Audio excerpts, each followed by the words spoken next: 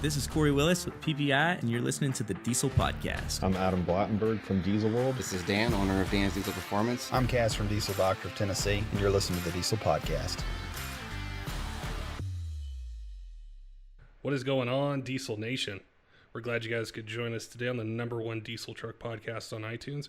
Got a really cool episode for you today. We've talked about Nissan Titans with the Cummins engines in them before, with custom tuning with Corey Willis from PPEI and some other upgrades that are out there. Today we're going to have Josh from CFT Performance on, and he's got the world's first compound turbocharged 5-liter V8 Cummins, and he's going to tell us what the truck was like stock when it was tuned, and then with the turbo kit and also some upgraded injectors, what his overall impressions are, and when he thinks a breaking point might be for the block and probably transmission, maybe even axles. We don't quite know yet, but we're going to jump into those details. Before we get to the episode, though, we want to give a shout out to a couple of our partners that make episodes like this one possible. The first one's Alligator Performance. We want to remind you guys, use podcast 5 at checkout. You get 5% off your order. If you have any questions about what the discount can apply to or about your build, just go to alligatorperformance.com. You can chat with the guys, send them an email, or if you have questions, want to call in, they got their toll-free number right there. And we also want to welcome a new partner. You guys have definitely heard of this company. It's EFILIVE. So we're really excited to have them on board, and the content and the information they're going to be able to give us about custom tuning vehicles and platforms and all the different things that go into it as we chat with people who are using their products to be able to offer custom tuning solutions for tons of different vehicles. All right, let's get to the podcast with Josh talking about a compound turbocharged Nissan Titan Cummins. Josh, welcome to the Diesel Podcast today. This episode's been a long time in the making to talk Nissan Titan 5-liter Cummins performance, and we're really excited to have you on today. I appreciate it so much. I've been listening to you guys forever now, and I'm so grateful for you to give me a chance to be on here. He tagged us in some posts, and I mean, we've been following you for a while, and I think like a lot of the diesel community or enthusiast market, you know, we saw these Nissan Titan Cummins roll out, and we're like, I know the first thought a lot of us had was, why couldn't Fiat Chrysler have negotiated to get this 5-liter V8 Cummins in a Ram, you know? But what's so cool about what you're doing with it is you're doing performance upgrades to it that are building a really sweet daily driver, something you can tow with, but that's making good power. And we just wanted to pick your brains, ask you some questions that we got from one of our Instagram stories, and learn more about the performance side of that truck. Yeah, most definitely. I mean, it's been a very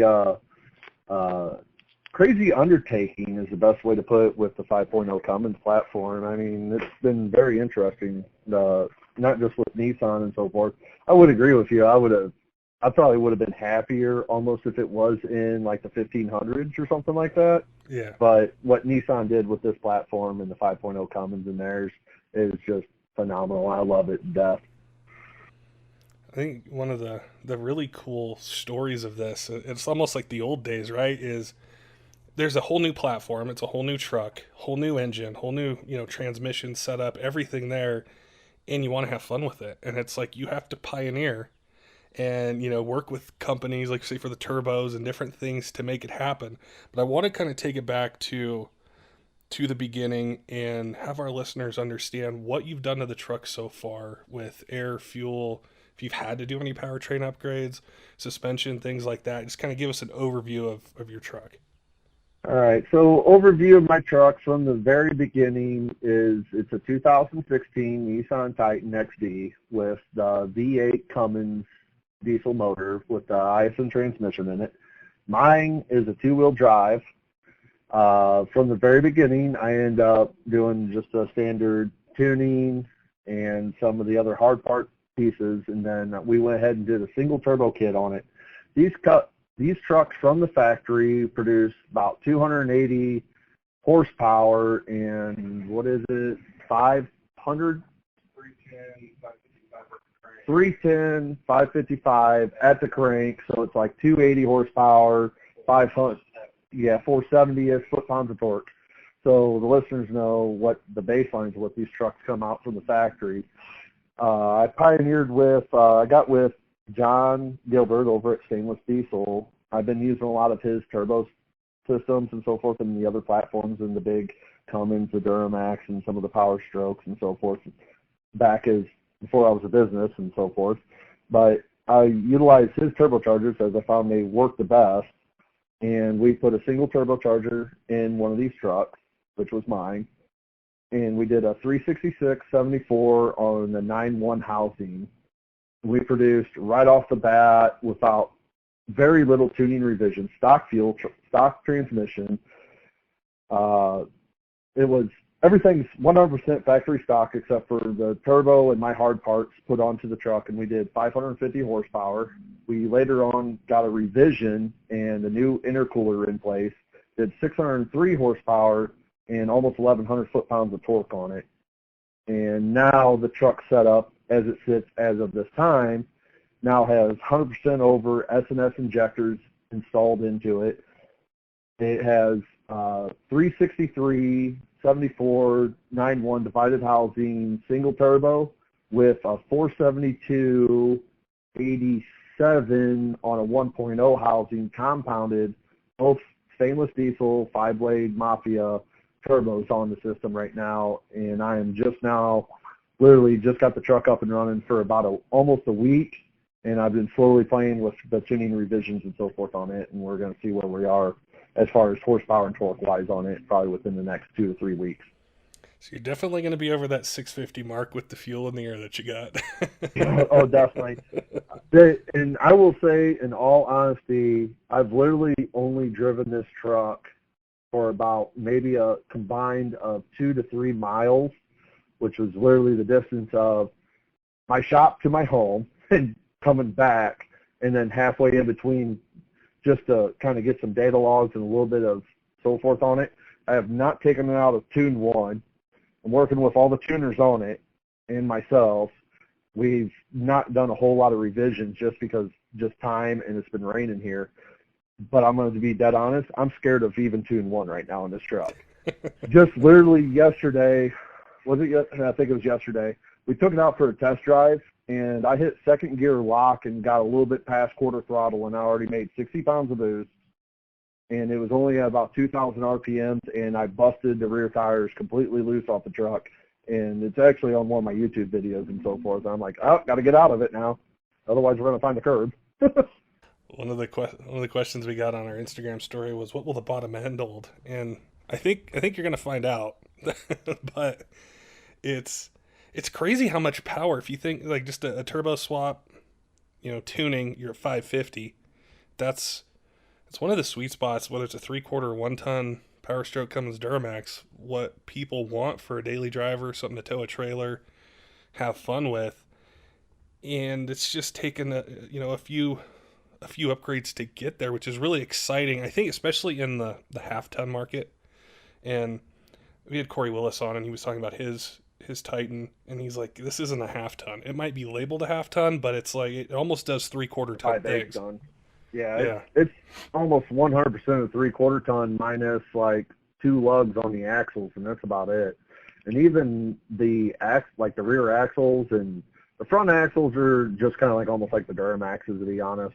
But the rear axle is almost like that in-between stage between a 12-bolt and a 14-bolt rear axle. I mean, it's pretty self-proprietary. I don't even think anyone's out there that's got different gears and carriers and stuff for it yet, because it is AAM, so it's kind of like what you'd find in the Dodges and some of the other Chevy trucks and so forth. But I haven't got to dig that deep into it yet. Next time we have the Nitro Gear guys on, we'll ask them about some gear packages for it. I'm sure that's going to be coming up with guys like yourself pushing the limits of really what the bottom end can handle. But how's the transmission behaved with 550, the 600, and then I guess we're going to find out with what the truck makes now, but has that been solid, no slip, no issues with it? The only issue that I had with my transmission since the beginning when I bought the truck literally in November, which was, 7 months ago, 8 months ago, was I found that they don't have a transmission thermostat. They don't get over 100 degrees. And it's the same issues as like the 1-ton ISM transmissions have in the big Cummins trucks and like the 1-tons and so forth like that. That when it doesn't come up to that 140, 150 degree temperature, you start having a lot of shift flare. and slippage kind of in a way. So I built and installed a thermostat unit to go in place, and now we bring the transmission temperatures up to like the 150 range, and it solved all those issues. Also, I started using the Amsoil transmission fluid, which I'm not really a big person on like name brand oils, and they make all the world, but I will say their fluid actually made a big difference for transmission performance and keep the slippage away. But other than that, the transmission is 100% bone stock, and talking with like Randy Reyes over at UCC and so forth like that, but who's kind of the guy who's kind of pioneered a lot of beating the holy hell out of a transmission, especially like an Iacin. I'm talking with him. These transmissions are almost 100% identical to the ones that are in the 1 tons. The only differences that are really in it is the torque converter and the input shaft, but all the clutches and a lot of the other internals are almost the same. So for seeing, 1,000+ foot-pounds of torque and around 700, 800 horsepower, I think these transmissions are going to hold up all day long, especially talking with not just Randy as a trans builder, but a couple other trans builders in the industry. They're not really foreseeing that we're going to really get into the clutch slippage and, now we got all nothing but 6 forward neutrals and so forth like I do in my 68, my Ram. But it might hold up for a long time. As far as the bottom end goes on the motor itself, that is another question. We are really questioning that one right now. We feel 600 horsepower all day long. Get to the 700 horsepower range, that might be a whole entire different situation, plus the amount of boost and higher RPMs. Now, are there any plans that are out there for some billet rods and different things like that you know of? No, there's actually no aftermarket support. There's very, very little to none out there. I was really impressed with when I reached out to like S&S, and they helped me out with the new injectors for the truck. I was really happy to see that. I've reached out to a couple other companies for billet rods and new pistons and so forth, and maybe we could do some cranks.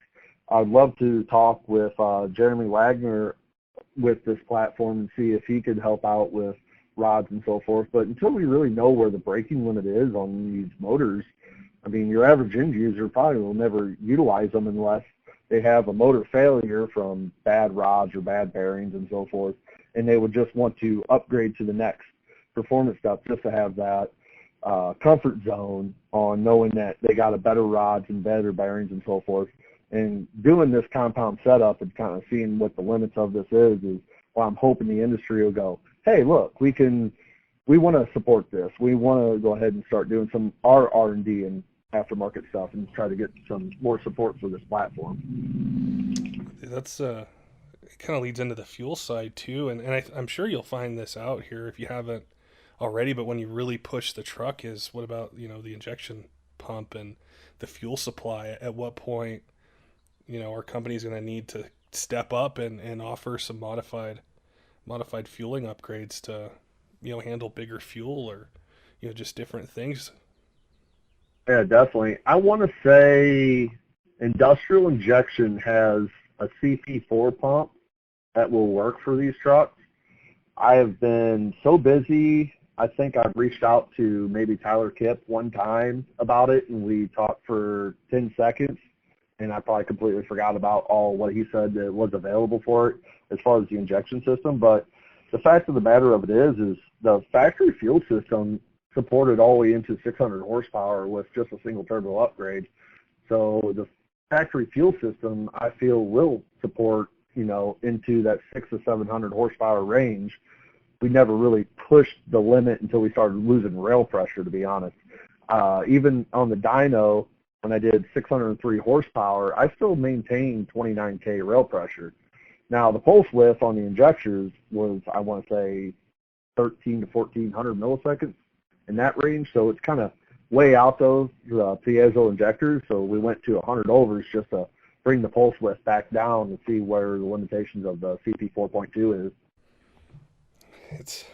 I still think, like, in that power range, that's where they hit the sweet spot. And I don't know if the 3-liter Power Stroke or the Eco Diesel or the new Duramax coming out in half tons, if they're going to be able to hit that power range with minimal upgrades really and a stock transmission, and I think that's really where this truck hits this sweet spot of, not everybody's building a race truck or a 1,500 horsepower, 2,000 horsepower truck. We just want a little bit more, and we want it to last. We don't necessarily want to build the motor or have to buy a transmission or something like that. And it's what has us so excited about this engine and the transmission as well, and the truck itself, is it looks like it's able to do that. That's what made me really, really excited about this truck. When you look at it from the outside looking in with an open perspective, you see the fuel system that's put on it is almost like a lot of the 6.7 Power Strokes. And the transmission is like what is almost found in the 1-ton Rams. So you kind of took like some of the best of all the big three market, independent front suspension, which would be like the Duramaxes. So they literally took the best of all the markets, threw it into this 5/8 ton truck that runs and drives around like a half-ton truck.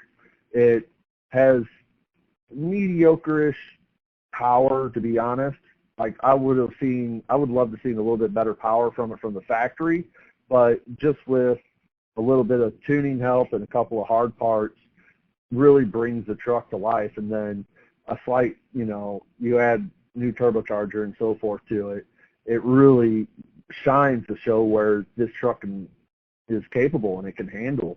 I would not think that this truck would be, if we redesign a few other things, to be a 500 plus horsepower truck towing your 12K plus trailer all day long, and just really, like everybody would want to buy one at that point in time. I mean, they're really reliable. I mean, I've been beating the hell out of mine, and it just keeps on asking for more. I'm scared to even give it sometimes. Do you plan to take it to the drag strip in the future? Or? Yeah, I took it to the drag strip one time.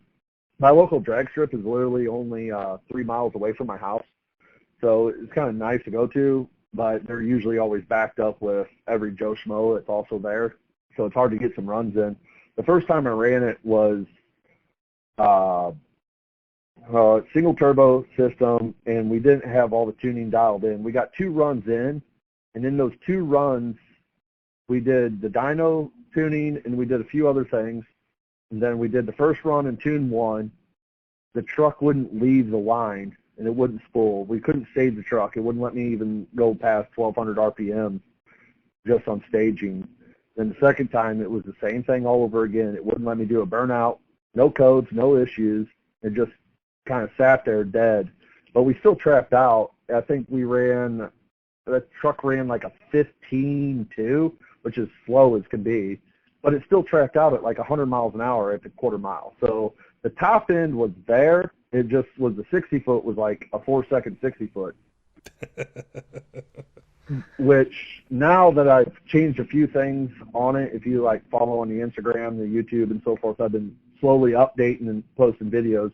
That is no longer an issue. So I think we got that figured out in the tuning, because now I can do all the burnouts and I could rev out to 2,000 RPM to try to pre-stage, and also the boost now just kicks in like by about 1,800 RPMs. I can run about 40 pounds of boost. Wow, that's coming up quick. Mm-hmm. Yeah, it's like scary quick. It just hits right now and right there. But also the truck is overfueling itself a lot right now. But like I said, it's still tuning revisions. It's a bunch of back and forth right now, and we just haven't dialed it all in. But it is very exciting. It's a lot of fun seeing where this platform is started from and where not only myself has taken it, but some other people have gone there too. Now, how hard was the fabrication on the compound kit? I will tell you right now, I do not want to ever do it again. I really don't even want to ever do another single turbo kit again, because I have learned that this truck is the only truck out of all the ones I've touched before I was a business and even after I was a business. I can't even make jig pipes for it. I found that the up pipes are always different lengths from every truck is different. I've bought factory up pipes, and I've gotten 3 of them. They're all the same part number, and all 3 of them are different lengths and different outputs. So fabricating stuff is definitely built to the truck, unfortunately. And I mean, it is just almost like a pipe work nightmare. And the biggest part about it is anyone can fabricate and put this stuff on, but it's the ability to fabricate, put it on, and making it functional is the problem. There's a lot of math and there's a lot of engineering that's involved that gets overlooked, unfortunately. And that's the thing that's been racking my brain the most. And I think I literally have almost 80 hours in just fabricating this compound turbo kit onto this truck. And that was like the hardest 80 hours I ever did. I can't tell you how much money and scrap and everything I've done from going from day one to now. Do you think that there in the future may be an option for like a drop-in turbo that gives it a little bit more airflow, but a little bit better EGT control, where you could get, say, close to that 550 mark? Or you think it's definitely going to have to go aftermarket turbo? It's going to require an aftermarket turbo. The factory turbo system that they put in there, unfortunately, how they crammed everything in these motors. The factory turbo system is great for what they originally intended it to be, and it functions and works like it's supposed to, but even on tuning and trying to max it out, you're looking at like 440 horsepower on the top end of maxing out that turbocharger until it's no longer really efficient anymore. And that's with the help of other hard parts and so forth too. I would love, and I've been kicking around this idea, and I've mentioned it a little bit before, about making like a Duramax style VGT turbocharger. Would be so awesome in one of these trucks. And it was also, the original platform was a turbo that was a lot like that style was supposed to be intended for them on the engineering scale. I think they actually, I got one of my diesel tech guys here. Did they intend that like a VGT, different single VGT style like a Duramax in like some of the fleet trucks? Yeah, so they're open for single. Yeah, so they were wanting a single VGT style turbocharger on them. That's like a 62 to 64 millimeter-ish side, but VGT, because the drive pressures on these trucks from factory, I mean, is already like 60-some pounds of drive pressure. So you're only producing 30 to 36 pounds of boost at like 60 pounds of drive pressure. You're already in a hard spot. And then even with my compound setup, I've seen 80 pounds of boost was the most I've seen in boost on it, and that was earlier today, and my drive pressure was still only like 60 pounds. Wow. We're staying in the negative. We're keeping the head gaskets, seeing that there is no head studs on this truck. It's still, everything about this truck is 100% factory, minus the turbochargers and now the 100% over S&S injectors. It's got us excited for it. It's a new segment in diesel, pickups. Is forever it's just been 3/4 1-tons, and this new trend of the half tons getting them is really cool. And we love just the larger displacement, the Cummins name, the engineering, the reliability that's known with that motor, and just the beating they can take, and how this truck's kind of playing out. And we're excited to see what you do with it, this month, next month, throughout the summer, into the fall, and the different things, you're going to find with the bottom end and the transmission. And, we sit back down and talk in 6 months, it could be a whole different conversation of, made 1,000 horse and this is what happened. And hey, we had to put this in it, but it's out there now and pioneering this performance side of the 5-liter. All right, well, let's be honest here. In 6 months, you're going to call me back and go, so what do you think? What's all happened? Well, I blew the hell out of that damn thing. We made it to 700 horsepower and it exploded and grenaded. So, don't forget about the negatives that can happen with all this. That's the unfortunate part. I just really hope that it kind of brings a spotlight to these trucks, and hopefully other people in the industry that's going to go, you know what? There is a lot of these out there. You know what? Why don't we shift a little bit of R&D and help with this? Let's make better rods. Let's make some better valve springs and retainers and bridges and cams and everything else you see in the big three. I mean, that's kind of been a downfall. I don't want to say like little guy over here complaining. It's not that. I understand because I own a business too. But like these little small niche market trucks, these little diesels are not going to go anywhere anytime soon. They're just going to actually get bigger and bigger and bigger as the years go on. The 5/8 ton market is actually a legitimate market that a ton of people want to be in. I mean, it's families of, 3 to 4 people, and they have a boat or a camper, and they just don't need they don't want a 3/4 ton because they're only pulling like 10K, and they would love like a half ton with a diesel, but they find out it doesn't pull their trailer 60 miles an hour, at 10K. So they need to step in that little mid-range market that still gets them like 20 to 22 miles a gallon, decent fuel economy, awesome ride, plenty of space for the kids and so forth. So the market's going to just continue to grow over time is what it's going to end up doing. And one of the things as well with like the eco diesel is, there's some upgrades for it, and there's some companies that have kind of played around with, different turbo setups and stuff, but it never seemed to really take off.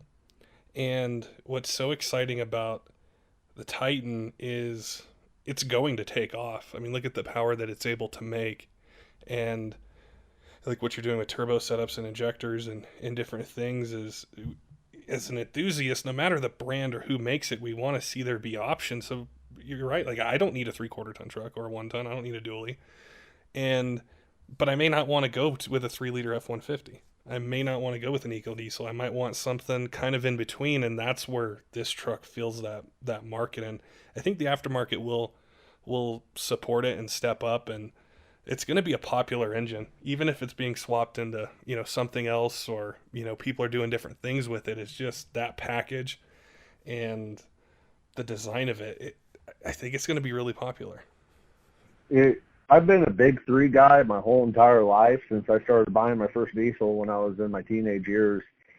And to see, I owned the eco diesel, and that's where my business all started. Was I was building eco diesel parts that nobody else was really building that was functioning and working better, and trying to give the support to the eco diesel community. So I guess I am kind of like that niche guy that's taking the stuff that a lot of other people are kind of overlooking in the market. But what the eco diesel didn't have compared to the XD market is not just a power output, but just the overall in general is like how the platform of the truck is built. I mean, it's one of those things. It's like the Nissan truck is actually one of the most American-made trucks, I think, if I remember correctly. Like most of it is 99% like assembled and manufactured here in the U.S. for the most part. It's got the Cummins name, which really helps it. It's not a 3.0 Power Stroke. Now, how many 3.0 Power Strokes have you heard of? I mean, yeah, it's a 5.0 Cummins, but it's a 5.0 Cummins, and Cummins has really like spent their time engineering these motors and so forth. Like, they don't come out like a year later. They've kind of spent a few years engineering it, especially talking with some of the Cummins techs and a few other people in the industry. It's like, wow, this motor has been in engineering and design for, I want to say like 6 or 7 years now. Yeah, that's what I heard too. It's been a while. So it's been an option, and like you're saying, like swapping these motors in other stuff. I mean, Cummins swapping's been fun since day one, since the 12 valve. But I've already seen these motors actually swapped in other vehicles already, and asked about, hey, can you fabricate some new things, because we were putting in, like, I think one of them, I know a guy that put it in a Bronco just literally recently, like a month or 2 ago. I know some other people are doing some big SEMA builds with 5.0 build that's been hitting me up, asking me questions and parts and, technical support for whatever I know, which ain't a whole lot. I usually ask, I got a handful of other people that deal with all these Titans, and I just literally pass the word, ask them, because they know way better than I do. Well, people definitely got to check out your videos. You're definitely not shy about testing the truck and having some fun with it and showing what you guys are working on there in the shop. Where can our listeners find you on Instagram, subscribe, and see what you're doing over the next couple months and rest of the year pushing the envelope with these trucks? Well, my website is cftperformance.com. You can go on there anytime that you want and check out the products and so forth that I got on there. If you want to try to find me on YouTube, just type in CFT Performance. You'll most likely run into my page. Facebook, Joshua Chapman, or CFT Performance for the business page. And Instagram is Joshua CFT Performance. And you'll be able to find everything that's good on there. I mean, I'm uploading and keeping up as much as I can on social media as possible, just because, like I said, not shy about it. I've had multiple people that come when it was a single turbo kit. I've had random customers and so forth just wanted to see it, and I hand them the keys, go drive it, have fun. If you break it, fully insured. I told Corey Willis the same thing when he got to test drive the truck. I think that was at UCC, right? Yeah, that was at UCC. It was a good time. Yeah, it looked like fun. I remember seeing the video. I'm like, hopefully nothing breaks, because I know you guys push the envelope with the truck. Corey likes to push the envelope with trucks and find out what they'll do. And Corey loves the party, so I think that's why we're friends. Well, we appreciate your time today, and you definitely got to let us know when you break the 700 or 800 horse mark, whatever it does, and keep us updated. We want to make sure we keep putting information out there for our listeners with this particular truck on the performance side, and we want to make sure we try and help so this platform grows and it's out there and it's a viable fourth option that's out there for truck buyers that maybe don't need a 3/4 1 ton and maybe aren't too excited about some of the other half tons. Well, this one's different, and this is why. And if you do want to have fun and party with it, this is what it can do. Yeah, definitely. For all means. I mean, right off the gate, I've seen people tow 20K with them with just some tuning and some hard parts. To I'm running on the drag strip. Team Venom Racing has an XD Cummins also. They ice drag with it. They sled pull. All that stuff, and I mean, they're actually the ones that still hold the record for the fastest drag time. And I think they hit like a 14.7, which was Alex Cheney in his Black Widow truck. And I mean, they're one of my sponsored trucks, and that's what they do. So it's going to be very interesting between what I'm trying to push the envelope on, and then what I'm putting down on my sponsored vehicles and so forth that just keep on pushing the envelope all day long. So. Well, we appreciate your time today, Josh, and keep us updated. And yeah, let us know what you're finding out with these trucks and what that final number is for the bottom end goes. And hopefully it doesn't go for a while, but we want to see what these things will do. I just messaged out Paul Cato the other day with Maverick Diesel, and I asked him because he's kind of local to me. He's only about an hour and a half away, and I was like, hey, you think you got a little bit of time for my V8 diesel that you never talked bad about, actually? So, and we're going to try to get up there in about a week or two. So it's going to be fun. It's going to be interesting. Don't forget, Diesel fans, make sure and head on over to alligatorperformance.com. Use podcast 5 at checkout. If you do call in, have question, place an order, just tell the person you're chatting with you heard about this on the Diesel podcast, and they'll give you the discount. And also stay tuned for some episodes we're going to have talking about EFILIVE as a tuning platform and what it can do for custom tuning vehicles. Till next time, keep the shiny side up.